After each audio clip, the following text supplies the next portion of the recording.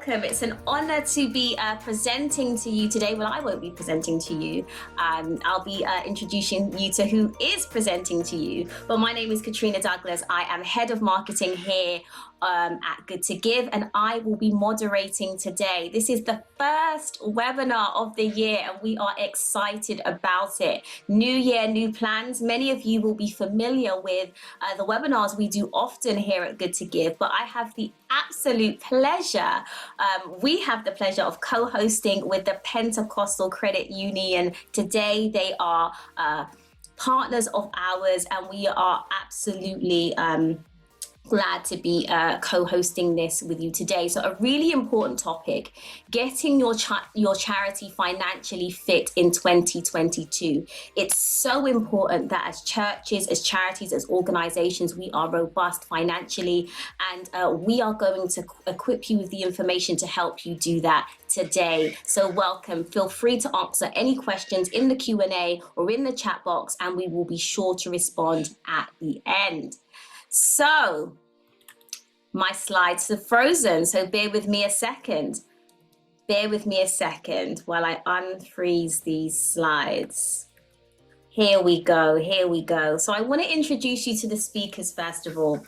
First of all, we have our co-founder, Des Stewart, who co-founded GoodtoGive along with Corey Belfon in 2009. We have been going for a long time. He has 25 years experience working in the private and public sectors, and he has worked exclusively with third sector faith-based organizations for the past 10 years. So incredibly experienced and well-versed in what it is that you will need to become financially fit in 2022. He's been doing this a very long time. Welcome, Des. Welcome, welcome, welcome.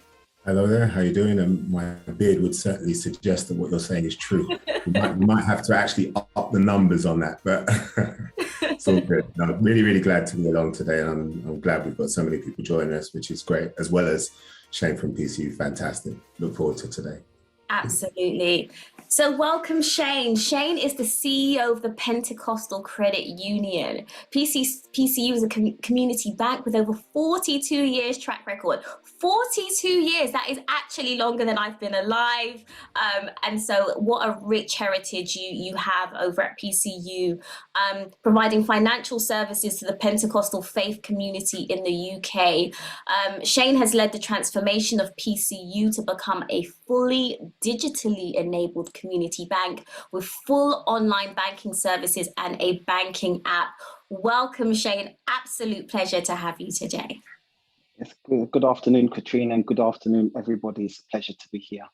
Absolutely. So I'm going to come off your screens now, and I'm going to hand you over to Des Stewart, who's going to give you a little bit of a roundup of what we do here at GoodtoGive. Handing over to you, Des. Hey, thanks, Katrina. Okay, so a little bit about those. I've seen some of you on the chat, and some of you actually already work with us here at GoodtoGive, or certainly have taken out some of our services.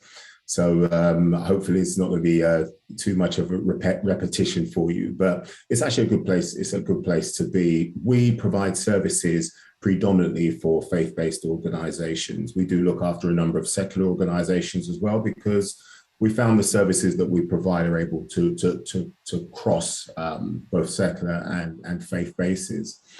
This is everything from charity registration and charity governance and compliance, right the way through to funding, which is obviously one of the topics that we'll be touching on at some point today. And when you think about all of the things in between, it's things like charity marketing services, financial management, so accounting, gift aid maximisation, and we'll certainly be talking about that, which is, and you'll hear me mention things like low-hanging fruit, one of the places where you can very, very quickly go to increase your financial income of your charity. And also one of the if you like, one of the key things, well, it was certainly key around 2018, which was GDPR, the General Data Protection. All of these services and all of these things that we actually provide are, if you like, there's an umbilical cord just running through each and every one of those things, because as as a charity or as an organization, at some point in your roadmap, in your trajectory, you are going to come across each of those as possibly a stumbling block or something that you actually need to try and achieve. And we're just here to say that we're here to help you. We also provide a donation app. So in actual fact, I should actually say really more than a donation app, it's actually a church app. And in that church app, it's a safe environment for your members and parishioners to be able to communicate and also add to donation capabilities. So for the great projects and things that you guys are doing and are raising funds for, we provide all of that. We are known very well by the Charities Commission because of the enormity of charities that we set up and governance that we help our charities to manage and to stay on top of. We are also a HMRC collection agent, and as such work very, very closely with HMRC from a gift aid point of view. And so, yeah, you're like I said, you're very much in good hands with us. We aim to provide the majority of our services using what we call software as a service. So the key thing really around that is providing tools, and whether it be tools over the internet, certainly through gift aid, and we're very, very heavily process driven through the way in which we like to manage our services. We provide you tools in order to be able to do that. And that's pretty key. And you're going to see a lot more of that functionality coming out throughout 2022 and beyond. Again, it's part and parcel of our commitment to our clients to make sure that we're providing more easy and real efficient ways in which to be able to bring the services that not only you use, but that you're able to give you the results that you certainly need. So that's a little bit about GoodtoGive. And yeah, we'll move on from here. Katrina, you can go to the next slide. Great, thank you, Des. Oops. So Shane, handing over to you a little bit about PCU. Okay, everybody. So the Pentecostal Credit Union is a community bank which offers banking services to Britain's Pentecostal faith community, offering deposits, savings, and loans and online services. The credit union was founded in 1979 by Reverend Carmel Jones, who had become concerned regarding the high level of financial exclusion being suffered by the Windrush communities. And financial exclusion was affecting both individuals and churches. Primarily individuals who arrived during the late 1940s and 1950s, when arriving on British shores, were finding it very difficult to get access to banking services and loans, for places to stay. And later on, many of the groups who were meeting for places of worship were worshipping in their local community centres or front rooms to begin with. Once many of these fledgling worship groups had outgrown their origins, when they approached many of the banks for loans to buy premises, were being turned down. And so it was from this concern that Reverend Jones founded the Pentecostal Credit Union in his front room in 1979. Since that time, the credit union has grown to become one of the largest credit unions in the United Kingdom. It has the second largest capital to assets ratio of any credit union in the UK, which is a standard by which we measure the wealth of a financial institution. The credit union is regulated in the same way as the banks and building societies. So we're regulated by the Prudential Regulatory Authority and the Financial Conduct Authority. And the deposits in the credit union are insured in the same way as they are in the banks and building societies by the Financial Services Compensation Scheme. So any savings or deposits you have in the credit union are insured up to the first £85,000 should the credit union go insolvent. But the credit union has one of the highest solvency ratios in the UK. Every pound is worth £1.28. So should the credit union close for business tomorrow, every depositor would leave with their pound plus an additional 28 pence. Excellent. Okay. So handing over to you, Des. Why is it important that your church is financially fit? Well, I like the scripture underneath, which basically just says, well, Proverbs 21 verses 5. The plans of the diligent lead to profit, as surely the haste leads to poverty. And a lot of this is really is in the planning and planning of your organization and its ability to withstand the financial circumstances that will arise from time to time. I kind of liken it onto a person, an individual who decides to run a marathon. Can you imagine what would happen if that individual hasn't sat down and thought about what needs to happen before he or she embarks upon that journey? That's not to suggest that somebody can just decide, well, I'm going to run the marathon, and that they're not going to make it, but their hurdles are going to be significantly greater. And I would probably say, without some element of training, without some due diligence, the likelihood is they're not going to make that 26-mile journey. And I liken that onto the work that we do with organizations that we look after all around the UK. And we look after probably close to now just over 500 organizations around the UK. And when we set charities up, one of the fundamental questions that is asked by the Charities Commission is, how are you going to be financially stable? You know, and what plans have necessarily gone in place to make that happen?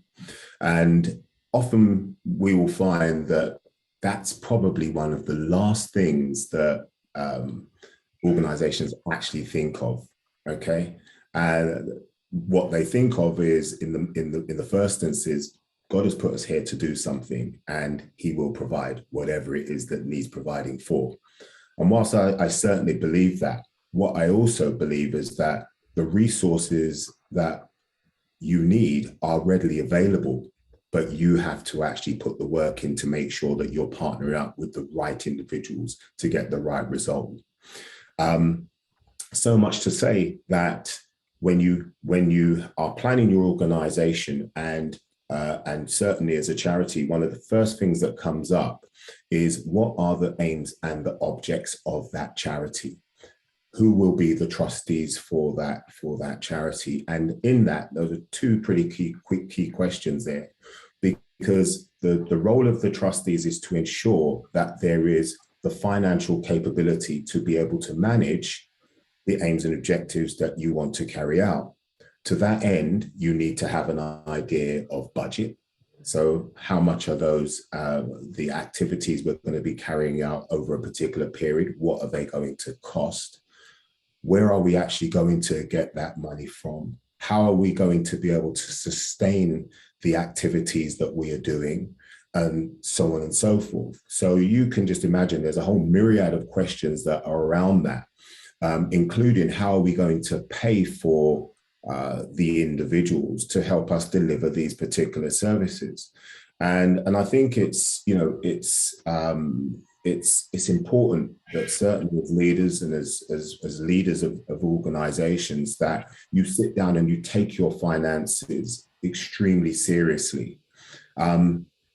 The fact is that you have income and you're going to have outgoings, and it's about making sure that they balance. One of the primary focuses certainly on companies is to ensure, and this is HMRC's, they always look at this, they want to ensure that companies are not doing such things as over trading, typically taking on more debts than you can actually afford to pay for in order to deliver your services. That would actually be breaking the law, and the owners, the directors of those companies can certainly be brought to task, okay, legally. And it's a similar requirement even with trustees in charities. You do not want to find yourself in a position where you're over trading, okay, or where you are trying to plan things, taking out long-term agreements without the real thought of how you are going to manage this financially. So financial fitness is extremely important.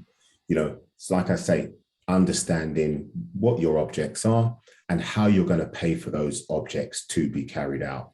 Having a good understanding, a good financial understanding of your cash flow. All right.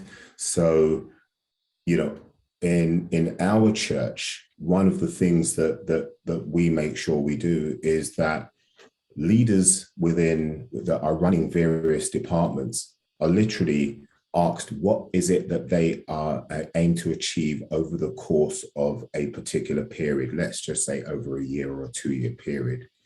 In that, each individual, based on previous years and what has been delivered and what we believe can be delivered, are actually given budgets. And those budgets are then monitored and managed, and there is money set aside for those budgets as they spend based on what they are deemed to be bringing in. Now, in some cases, there are what we call the soft factors, and some that are the harder factors. The softer factors would be there are some activities that don't require financial income, because in that we are trying to win souls for the kingdom, and there are various things that are going to bring in the types of, should I say, souls which are more profitable than any one of us could ever imagine, i.e. getting a soul to actually enter into the kingdom of heaven. But there are other leaders who are tasked with other types of other types of outcomes, which are going to be financially driven. Okay, so whether that be events that are being run that there is a particular spend, but that spend should bring in profitability of the spend of X and the profitability of Y. And it's really important to make sure that we sit on that and make sure that that information, not only is the information, but what we expect to come from that is actually happening. And in the event that it's not, then we know where to draw the line. And it's better that we plan correctly than not to plan at all. Okay. So the key thing is, why is it so important? Because if you are not financially fit, if you're not cut out to be able to handle the rigors of what may potentially come, then it could be a very, very short and painful end, which is what we don't want. And certainly in this time here, probably more than any other time, when we've all gone through a huge transition of pandemic, we've found that individuals are clearly, we can't go into our churches. I know we've kind of come back into that over the last probably 8 months or so. But we have found in lots of the ministers that I've spoken to, we found incomes have gone down. So we have to say, well, what did we do prior to make sure that we could withstand the types of waves that can certainly hit us? So in terms of financial fitness and in terms of trying to make sure that we are able to increase our incomes, because that's ultimately what it boils down to. Remember, even though many of us don't like to look at our ministries as a business, and it's not a business in the typical sense, but it still has outgoings. And in order to balance those outgoings, you need to have income. Let's have a quick look at some gift aid maximization, which is, from where I sit, a very, very piece of low-hanging fruit, an easy piece of additional income that your charity can be bringing in to help it to aid some of this financial fitness, giving you some additional options. If we could just play the next slide, let's just take a quick look at understanding retrospective claiming and maximisation of gift aid. An estimated £750 million is lost in unclaimed gift aid each year. How much more impact could your organisation have with just a small share of this? GoodtoGive can help you significantly increase your charity income. We are the UK's #1 provider of gift aid management, and we've been helping churches and charities increase their income and save money for over a decade. Gift aid allows your charity to claim an extra 25p for every £1 that is donated to your organisation. That is a great opportunity, but only if you take full advantage of it. When you collect gift aid information from donors, some will provide all the information you need to make a claim, and some won't. When you don't have all the information you need, these claims will often be discarded. This results in thousands of pounds of lost income each year. With our system, everything gets processed, and we wait for up to 4 years for missing information to come in, so that a claim can be processed. This means that if Joe made a donation to your organisation 3.5 years ago and makes a gift aid authorised donation today, our system automatically scans through all the incomplete donation information in our system from the past 4 years, and when it finds Joe's previous donation, it matches it. A donation that normally would have been discarded can now be processed. We do this across thousands of claims. Through this process of retrospective gift aid claiming, we increase our clients' charitable income by thousands each year. Through the gift aid small donations scheme, we also claim 25% on cash donations of £30 or less without the need for a gift aid declaration. No matter how your donation is received, our system is able to process it quickly. We are constantly checking the donation information we receive from you and processing claims, so you could be receiving gift aid income every month. We work with hundreds of charities and churches in the UK. Our clients stay with us for years because of the difference we make to their organisations. Find out more today and schedule a complimentary consult with a member of our team at goodtogive.co.uk. All right, thank you there, Kat. So again, like I mentioned, really low hanging fruit. Okay, an easy way to be increasing your church's income, an easy way to give you additional income, which will help you in terms of general financial fitness.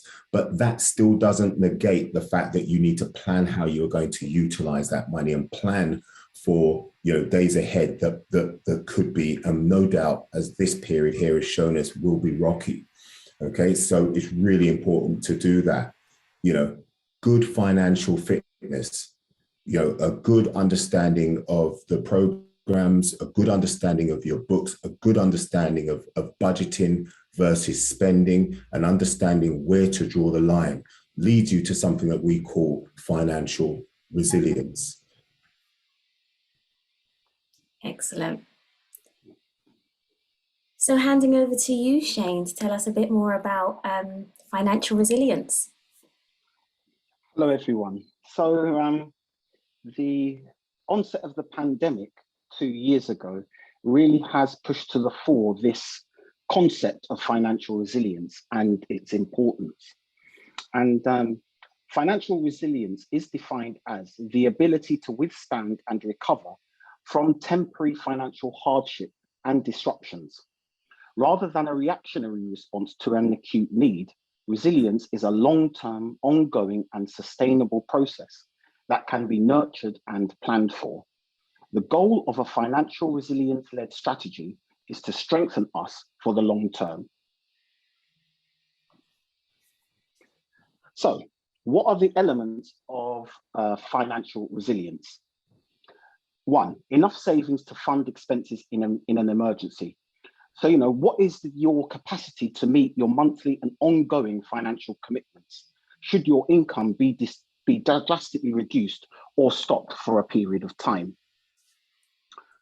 2, a high savings rate in relation to your income. So how much does your organization put aside to save once your monthly expenses have been paid?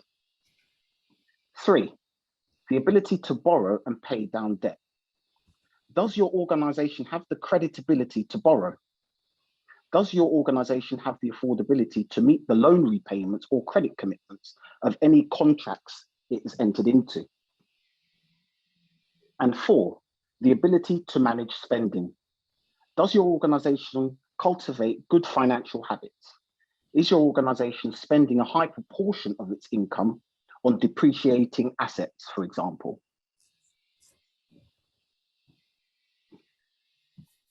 So wisdom in managing financial affairs can be defined in Ecclesiastes chapter 7, verse 12, which says, "For the protection of wisdom is like the protection of money, and the advantage of knowledge is that wisdom preserves the life of him who has it." So, what are the characteristics of a financially resilient church? Business and corporate planning. So many businesses have a business plan.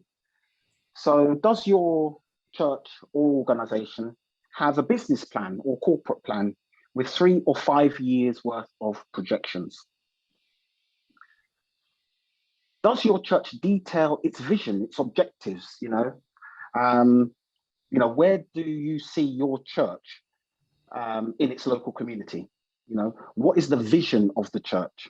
What is the church seeking to achieve, or charity seeking to achieve? Does the church or charity or business have contingency and risk planning in the event that things go wrong?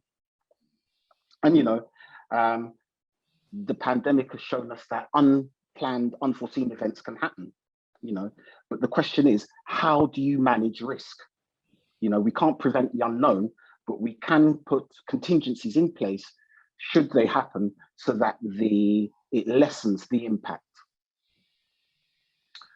Does the organization have a habit of saving and building up surpluses and reserves?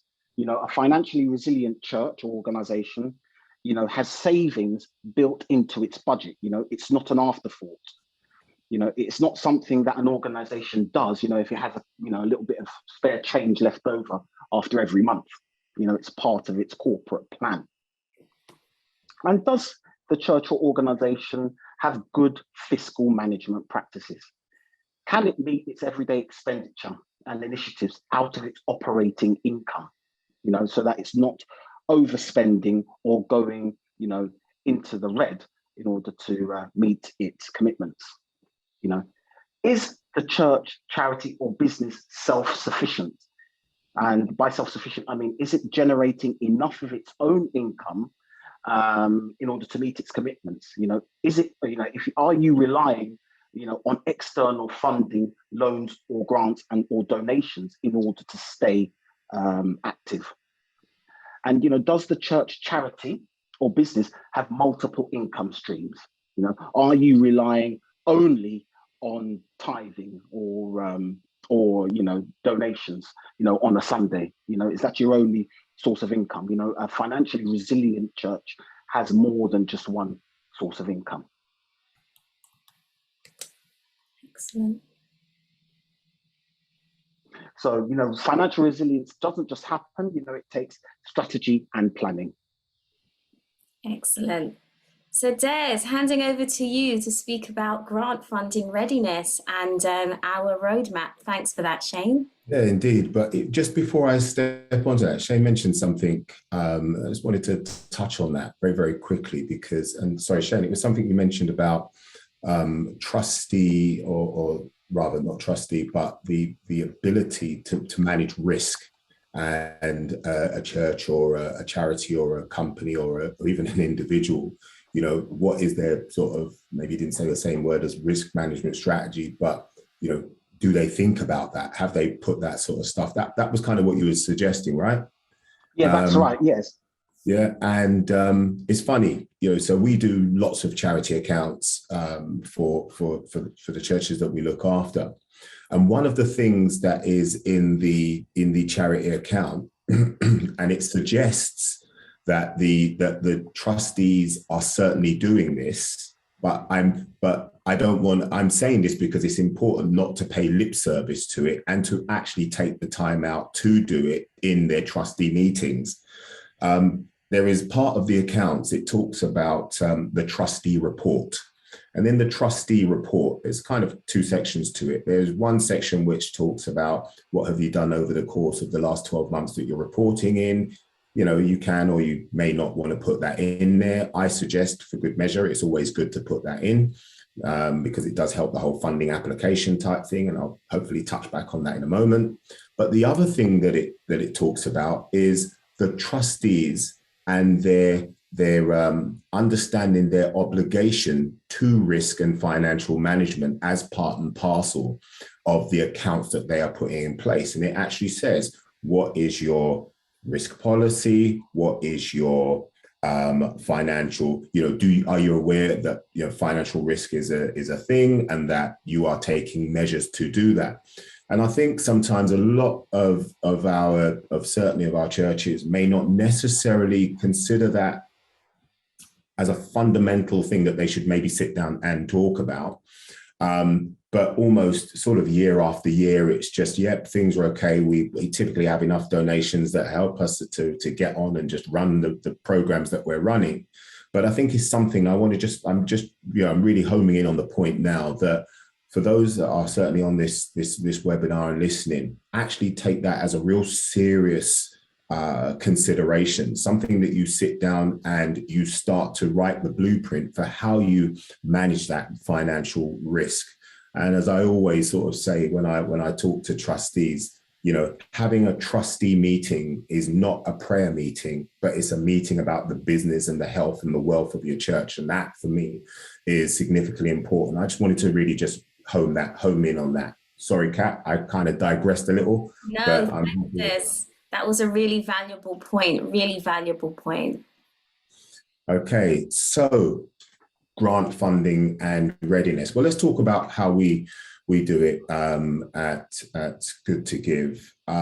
So one of the things we do is we typically encourage our clients, those who are keen on going for funding, where maybe they've not received funding before now, and may not have some of the key prerequisites in place. We encourage you to go to our website, and if you go to www.goodtogive.co.uk, you are presented with this huge green screen, the screen that you sort of see in front of you. And what it says is click on this yellow box and take our charity health check quiz. Now, for us, it's really, really key, especially if you're new to funding or you're new to trying to go out there and win grants. To be honest with you, whether you're new or not, it's a great place to start, because what this does is it allows us to actually take a look at your organization and the various areas within your organization to see whether or not there are any elements that are any areas within the organization that may not be as strong or may need some levels of improvement. So reason why we do this is where you haven't necessarily run a project before, it certainly gets us to understand more about you, and it gets you to understand more about yourself.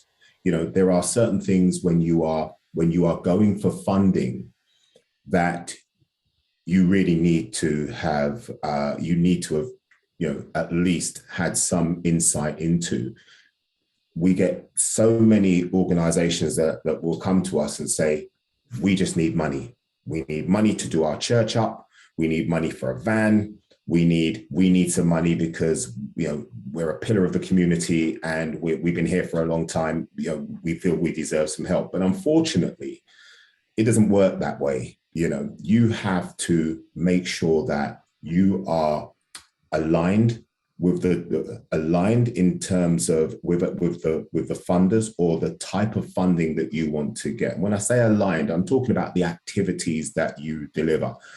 Just because you are a church, and probably the likely is because you are a church, you're likely not to be seen as a great funding candidate in the first instance, just because of the way funders typically see the advancement of any type of religion. So we tend to say, look, there are two elements. There is the spiritual side, which is great. And then there is the secular side, which is what are you doing in and around the community? What is it that you're doing to enhance the lives of those people in the community? And then you can overlay that once you've got some funding and you're running programs with the whole, God is love and the spiritual side of the other part of taking care of individuals and their well-being. Okay, but where you haven't run projects before, where you may not understand some of the key elements about things like primary research, I spoke earlier on just about aligning yourself with funders, and by aligning, it means the activities that you're doing are aligned with what those funders would love to give money for.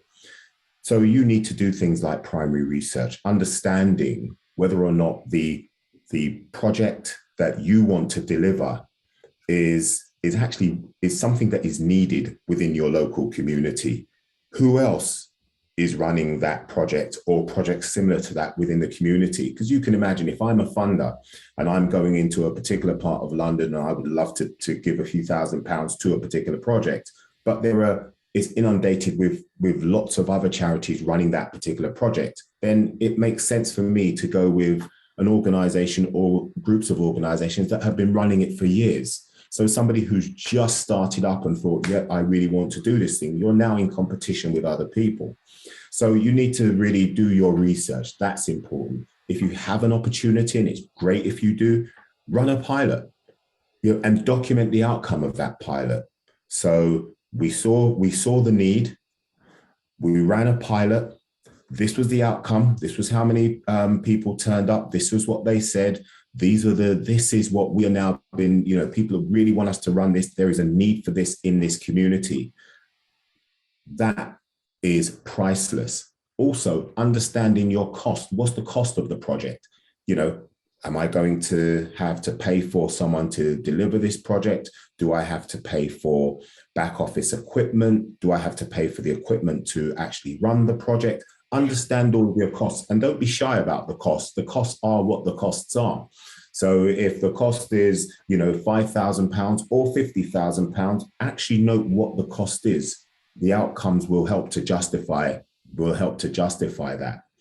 And once you have some of those things in place, you're partway there to be able to say, right, we're in a position where we know the programs we want to run. We know how they need to run. We have the evidence of say, a pilot. We've done our primary research.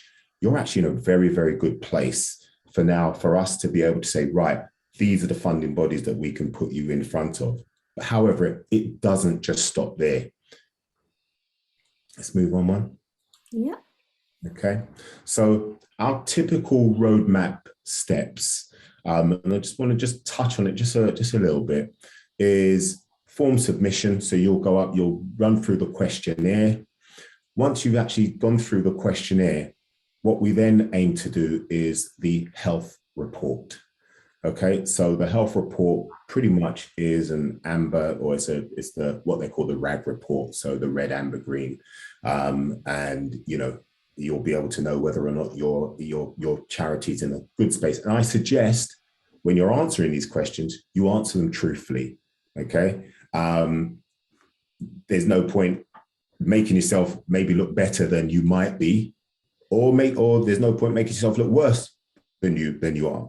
So answer them truthfully, because through that, you're then able to get a better understanding, and also for us to be able to better be able to support you. Okay, so once you've gone through the questionnaire, areas that are flagged up as red and amber, then that's where we aim to look at that. Our consultants, and we have a number of consultants across the various services that we provide, then actually start looking through and digging through a little bit more into where some of these weaknesses are. Now, those weaknesses are going to open up opportunities for optimization in those areas, so to improve your organization. And once that's done, then to be able to get you into a position where you are now ready for funding. If we go to the next slide, Kat. Yeah. Okay, so when we look at so if you think back to the previous slide where first you submit the form, then you go through the health report, and then there is the consultation piece. Typically, what you see in front of you, which are a number of the services that we run here at GoodtoGive, each one of the questions that you are going through will be looking at each of these particular areas. And what it allows is for our specialists to be able to really dig a little deeper into where, like I said, there are weaknesses, and actually come up with a plan of action to try and then make you stronger. So one of the areas which we found more recently has just, it's basically just sort of almost exploded, and I'd probably agree with me certainly on this, Kat, is where we're looking at things like the marketing element. Right, and what we're finding is that when we are sitting with a number of the charities and talking through how they actually sell themselves, how they actually talk to the public about what they do. And when we're talking about marketing, we're talking about your website, we're talking about your marketing strategy, we're talking about your social media presence, we're talking about how you communicate. Remember, your public are everywhere. And if the pandemic has taught us anything, it's taught us that we actually are part of a community much larger than ourselves. And people nowadays will happily just tune into the things we're doing using social media and all sorts of media access. So we're taking this really, really seriously. And we have found this to be fantastic as a real eye-opener, because lots of our churches are not necessarily marketing themselves as well as they probably thought they were. And also the messages that they're pushing out there. You heard me earlier speak about the difference between your the spiritual side of, and also the day-to-day. What are we actually doing in the services that we are providing to people within the local communities that we're trying to impact? And sometimes we're not really getting that message across, certainly not getting over strong enough. But that's one side of it. Imagine the funders or the grant makers, those who actually think, yeah, you know what, we can see synergy and we're aligned with this particular organization. And yep, I think they're a great candidate for our funding. Don't think that they don't do research on you before they're giving you any of the funding. Okay. So, they will go and they will take a look at your website. They will look at your social media feeds.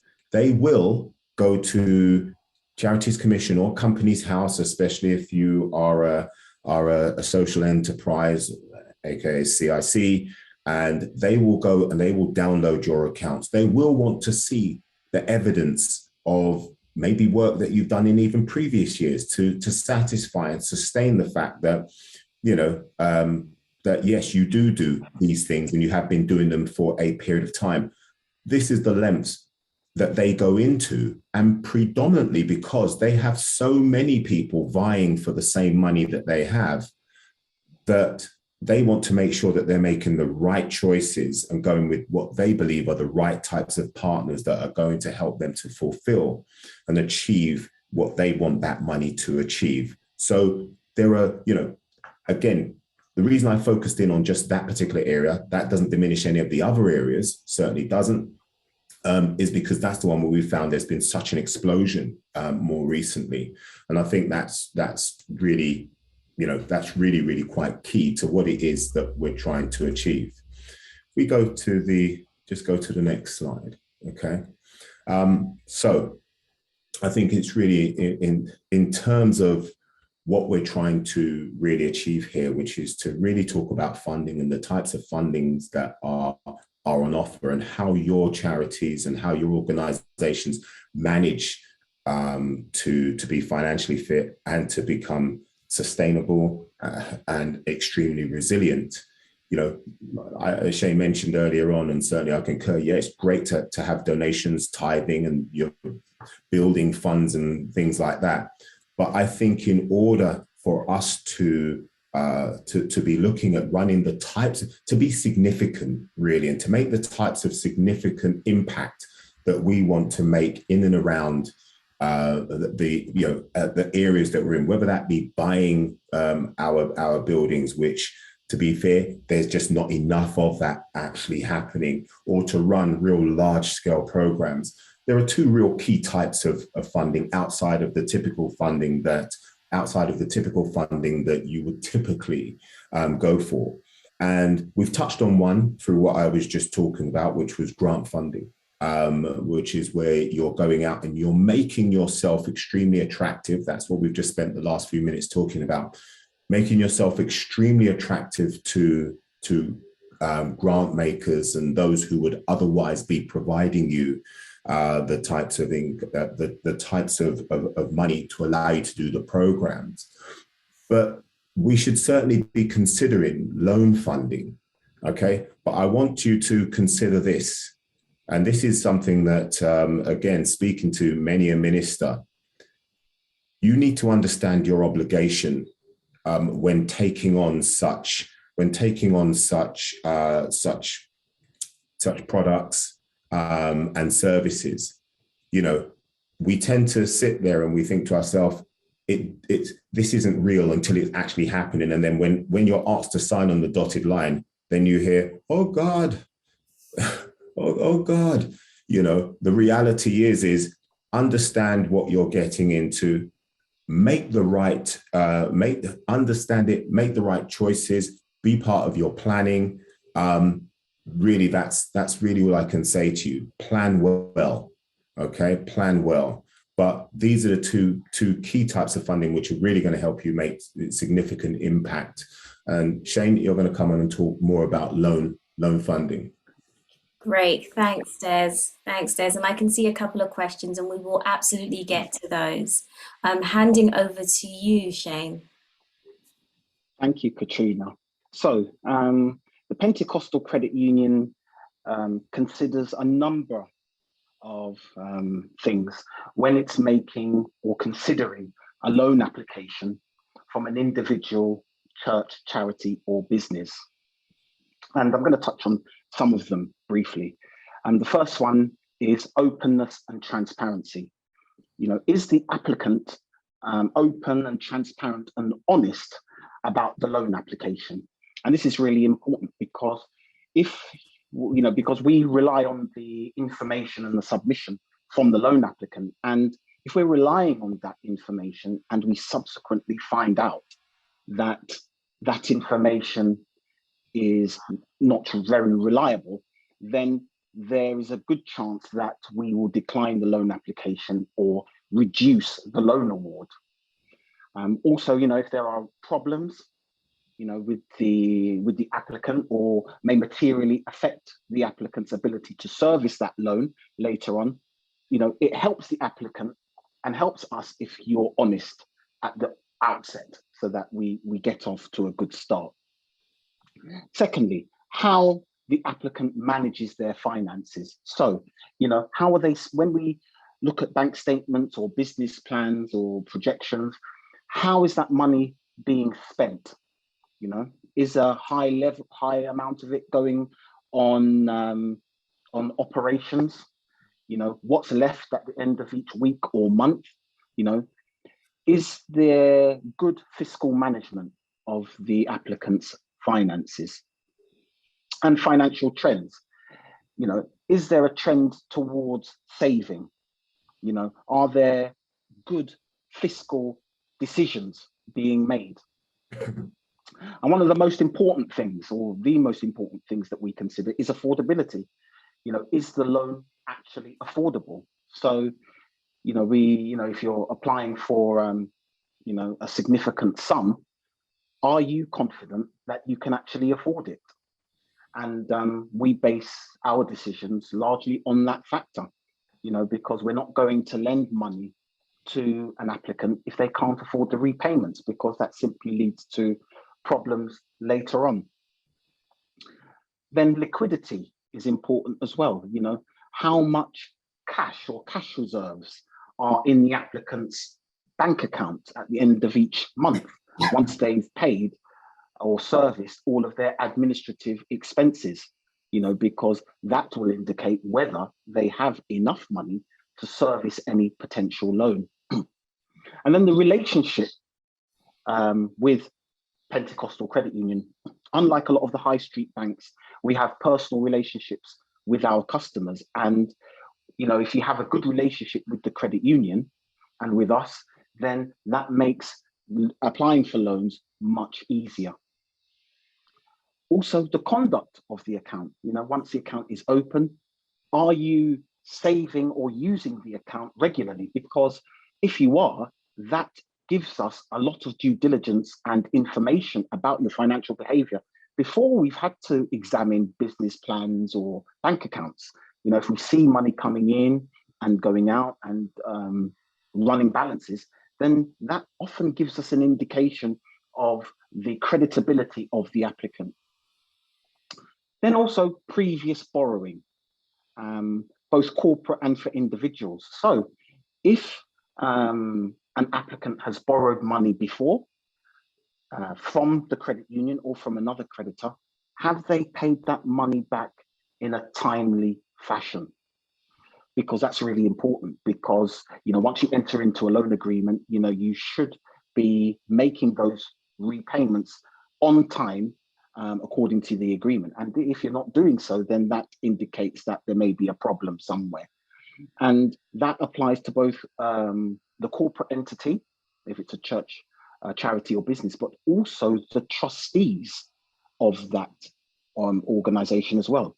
You know, are the people actually at the helm or in important positions? Is their borrowing or credit history reliable?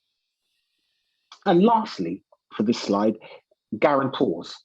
The credit union does operate a system of guarantors if a loan decision would be a reject otherwise. And a guarantor is any person or business that co-signs a loan agreement and agrees to make loan repayments for that applicant, should the applicant not be in a position to do so.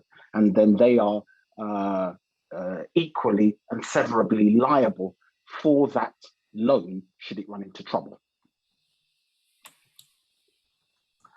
And then just touching back on openness and transparency, the purpose of the loan, and that's really important.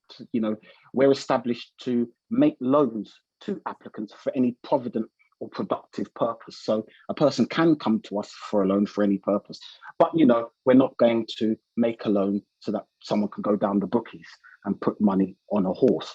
So, you know, we are very mindful, you know, that the application is actually for a good reason. How you engage with your congregants on the financial affairs of the church. So, you know, also it's good practice that informations and decisions are reached, you know, in a democratic way. Also, evidence of legal status. You know, does the church have charitable status? You know, does it have a constitution, a statement of faith? You know, how is it governed? You know, and so we often are also looking for evidence of good practice there. And then credit checks also.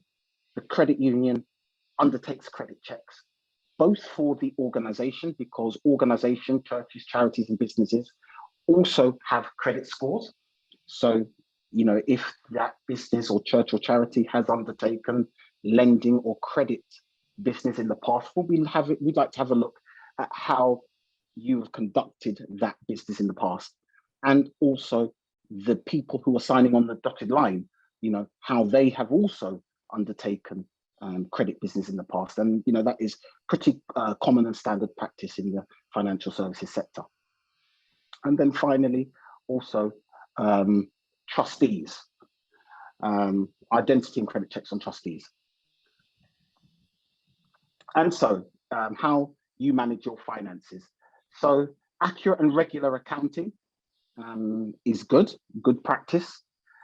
We're also looking for audited accounts if the organization is compelled to have them audited, of course.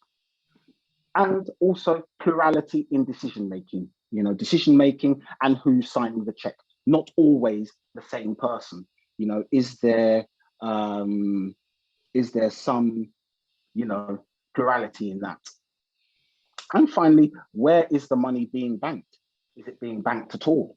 And, you know, there are often, you know, unfortunately, very sad stories of money disappearing or not being able to be traced, you know, and not very good administration as far as the banking is concerned.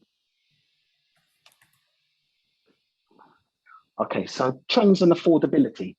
So financial trends. So if an organization, church or charity or business has 3 years of worth of audited accounts, we'd normally want to have a look at those to see how the organization has conducted its financial affairs.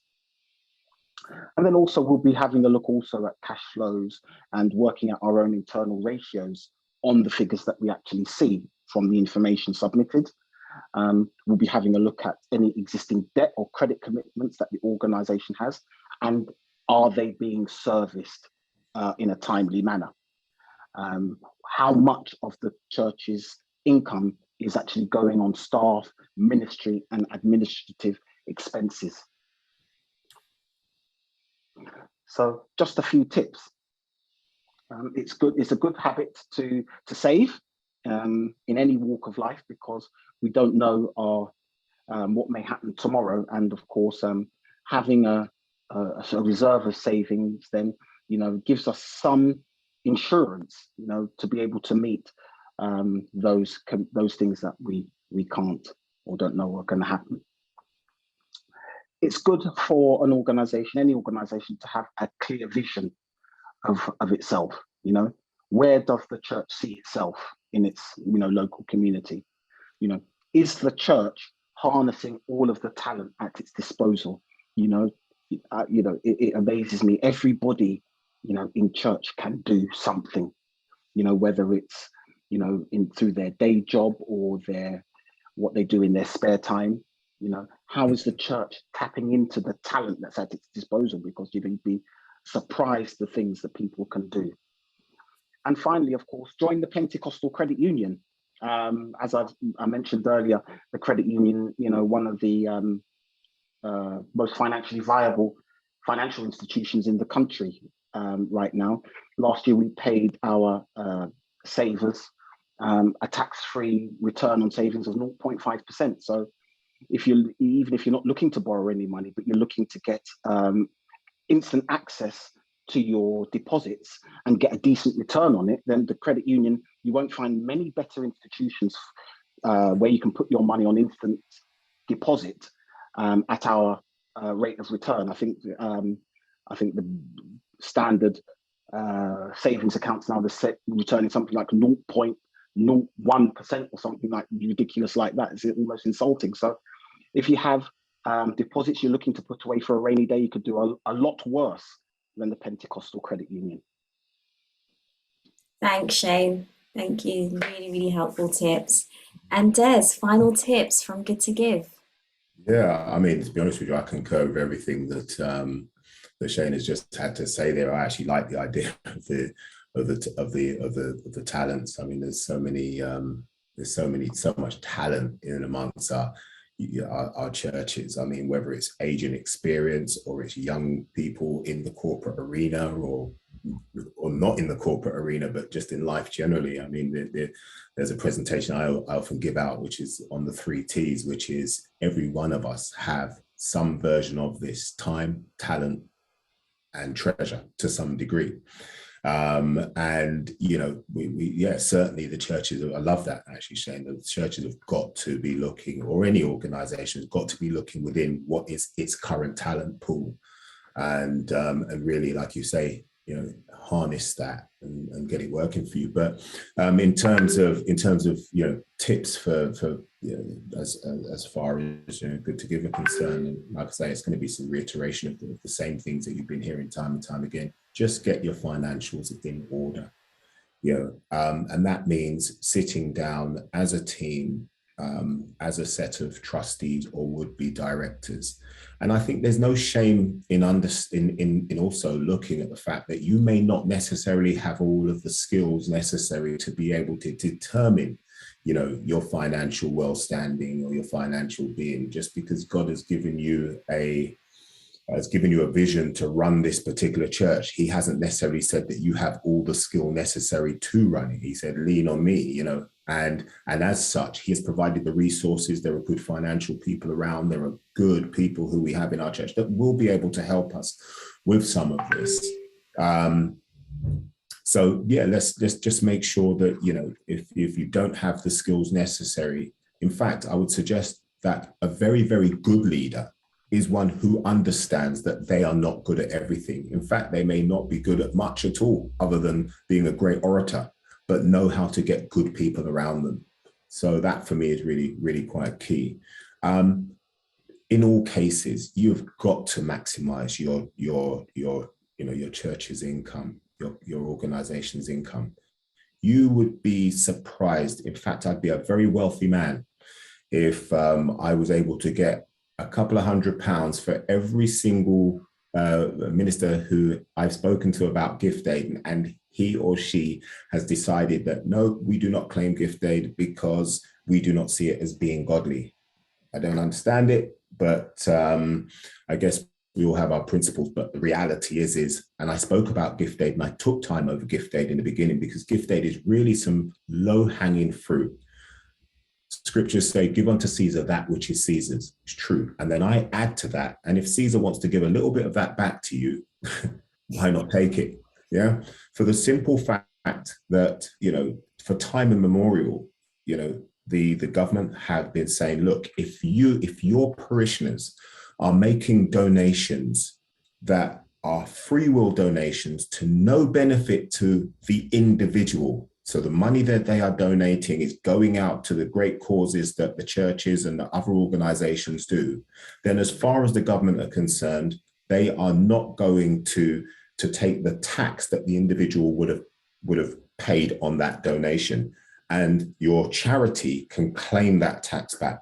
Now, if that's not going to help with financial fitness, if that's not an easy bit of low-hanging fruit, actually made even easier by us here at Good to Give, just because of the way in which we run our gift aid service, which allows you to be able to maximize on the gift aid that comes in through ongoing donations and retrospective donations. And if you watched the VT properly, you would have heard about something called the Gift Aid Small Donation Scheme. If that's not low-hanging fruit that can allow you to increase and maximize your income, then I really don't know what is. And lastly, I'll just say, select your partners wisely. I spoke about not necessarily having all the skill sets that you might need within your local church, and there's no shame in that. The shame is if you then don't go on to do something about it. So you've got the likes of us at Good to Give, you've got the likes of the PCU, Pentecostal Credit Union, tangible, long in the game partners who can certainly help you with a wealth of knowledge that not only have we just experienced over the years because we've been doing it for so long, we've been working with so many of our churches and organizations up and down the country that the likelihood is that we've already seen most of it, the good, the bad, and the ugly. So anyway, those are my tips, Kat. Excellent. Such great tips, such wealth of knowledge in there. And before we head on to questions, our fifth point is just to reiterate what Des has said. We are one body with many members. The Bible speaks about unity so much, and you have two incredible partners here with incredible experience, resource that you can tap into. And I really encourage you to get in touch with both Good to Give and PCU because there's so much we can do for you in terms of increasing your financial resilience and helping you get financially fit and getting in the best financial shape your church or charity has ever been in.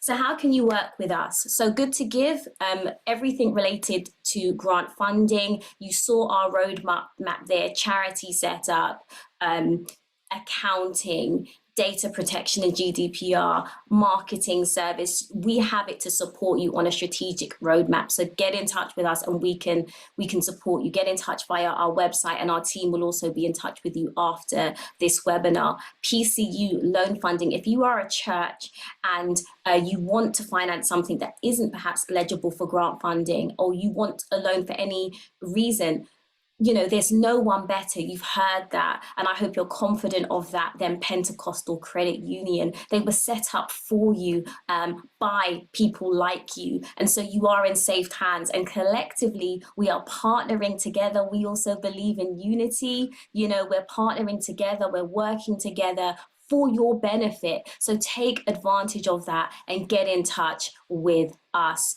So today, everyone on this call is eligible for that free charity health check. Write health check in the chat box if you would like to take us up on that, whether you're more interested in a loan or more interested in funding, whatever it is. PCU and I and Good to Give are working together. So write health check in the chat box and we will be in touch. Now, without further ado, let's get to some of your questions. I know that we are running slightly over time, so thank you for your patience, but we do really want to get to these questions because they were really good questions. So is there a fee for the roadmap health report support, report support with an individual organization? Des, handing over to you for that one. Okay, so you go to the website www.goodtogive.co.uk. You click on the run through the health check, you answer those questions. Now that is free, that element. Okay. Once we then dig into the report, and then in the event that our consultants are now going through, and we're probably we're likely to be having sort of a few one-on-ones and sort of talking them through, that would normally be chargeable. But for everybody that's on this particular call, yeah, they would get the more in-depth report and looking at their organization. That would be free of charge, just by, like you said, putting health check in the would you call it in the chat? They put health check in the chat. And yeah, we're committed to doing a more in-depth look at their church. So that is things like doing the analysis on their gift aid, doing the analysis on their charity compliance, doing the analysis on their accounting, and digging deeper. This is really like, more than scratching this. The initial report is sort of scratching the surface. Some very straightforward questions, very easy yes and no answers for the leaders to be able to answer. But the more detail that comes out of that is really where they would want to be at. And that will do free for anybody that's registered on this particular, especially if they put prioritization will be given to those who put health check in the chat. Okay.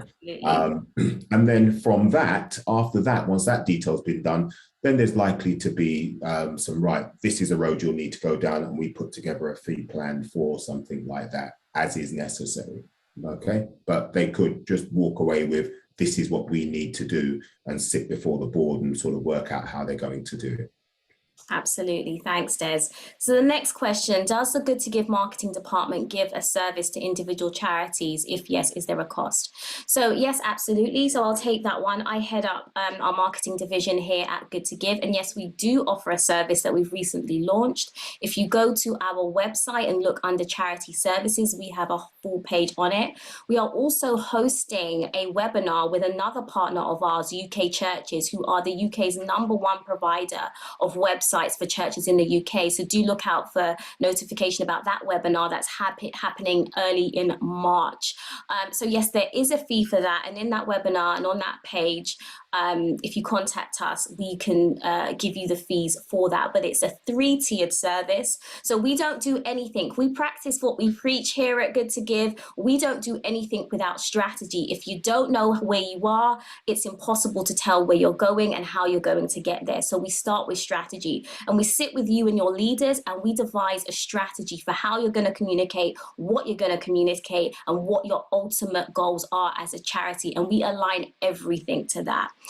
The second level of the service is set up. So we'll set you up with the website, or a partner will work with them. We will work with you on the wording for your website. We know that's a big stickler that holds websites up. Make sure that you're communicating the right messages in the right way.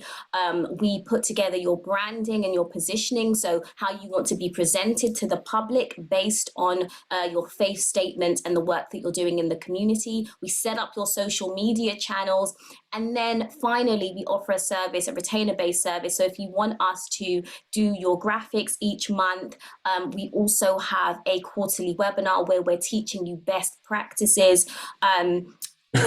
And we have a whole team that does that for you. I've worked with organizations like Premier Christian Media, UK Churches Together for a number of years on marketing. So we're excited about that. And as Des said, it's a big part of getting funding and showing that you are a credible institution, and that demonstrating the work you are doing in the community. So I hope that answers that question. Next question is for you, Shane. How can a church check their credit score? Okay, so a church can check its credit score in much the same way that an individual can check their credit score. You would need to approach one of the large credit reference bureaus, Equifax or Experian. And for a small fee, you can get access to your church's credit record or business credit record. Great. Thanks, Shane. And another one for you, Shane. How long do you have to be in PCU before you can be considered for a loan? 1 day. Wow. So yes, so immediately once an individual church, charity or business has opened an account, then they are eligible to apply for a loan. They simply need to complete a loan application form and then submit the supporting documents that we ask for, which are typically 3 months worth of bank statements, copies of recent payslips and any audited accounts. Great. Thanks, Shane. And then final question, if you have any more, you still got a chance to drop them in, do drop them in. But final question I have here is, can we get a copy of this webinar? Absolutely. A replay will be posted on our YouTube channel next week. So if you go over to GoodtoGive, if you go over to YouTube, sorry, and search GoodtoGive, subscribe to our channel and you will receive the notification when it's live. In fact, an email actually went out to you during this webinar with the link to our YouTube channel to say if you weren't able to join live, or if you want to catch the replay, or if you even want to forward the information to a friend or fellow ministry, you should have an email in your inbox right now with the link to our YouTube channel as well. And this will be live on the channel next week. Like I said, we also have our next webinar in March, so look out for the date and further information, and that's going to be all about charity marketing. You are very welcome, Avril, and everybody else that has joined us live today. It has been an absolute pleasure speaking to you. Please do get in touch with us. Here are our details. Any final words from you, Des and Shane? Yeah, I'll just say, in fact, when I spoke earlier about no shame in the game and not understanding or having all the prerequisite skills, and I think one of the things that churches could do, they have their trustees, and the idea about having trustees is that each of the trustees actually come with prerequisite experience across the board. If you don't necessarily have that, just because of the way in which some trustee boards have been made up, then you can always engage an advisory panel. An advisory panel is like an external set of professionals and people with leading industry experience that you could bring to an advisory panel that can also help you to sort of make some decisions. But whilst that is very, very good, if that is the case, then I would be looking at adding some of that experience to the actual trustee board, just so you have that as an ongoing requirement, or ongoing resource. Yeah. Great. That's it. That was great session. I've enjoyed it thoroughly. An hour is just not long enough, but hey. Great. Any final thoughts from you, Shane? Yes, I'd just like to thank Des and you, Katrina, and the GoodtoGive team for this opportunity to partner. And just like to say to everybody on the call today that the credit union is here quite specifically to help people, within this church space, for any purpose. So, I welcome, any inquiry from anyone on the call today. Excellent. Thank you both. This has been so rich and so valuable. And once again, thank you all for attending live. It's much appreciated, and it's an absolute pleasure to be able to share with you. So do stay in touch with us, and also look out for more information about future webinars. God bless you and have an amazing day. Bye-bye. Great stuff. Take care. Thanks. Bye.